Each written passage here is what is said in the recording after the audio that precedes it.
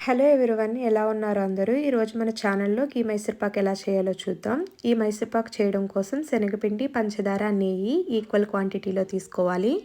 First శనగపిండిలో 3/4 నెయ్యి వేసి బాగా మిక్స్ చేసుకుని పక్కన పెట్టుకోవాలి. నెక్స్ట్ ఒక ప్యాన్ తీసుకుని పంచదార పాకం రెడీ చేసుకోవాలి. జస్ట్ పంచదార కరిగి తీగ పాకం వస్తే సరిపోతుంది. ఈ పాకంలో ఆ శనగపిండి మిశ్రమాన్ని వేసి మీడియం ఫ్లేమ్లో ఉండలు కట్టకుండా మధ్య మధ్యలో మిగిలిన 1/4 నెయ్యి వేస్తూ కలుపుతూ ఉండాలి. ఇలా 10 to 15 మినిట్స్ కంటిన్యూస్గా కలుపుతూ ఉంటే కొంతసేపటికి కలర్ చేంజ్ అయ్యి మైసూర్పాక్ మిక్స్ అనేది ప్యాన్కి సెపరేట్ అవుతుంది. ఇలా సెపరేట్ అయినట్లయితే మైసూర్పాక్ మిక్స్ అనేది రెడీ అయినట్లే.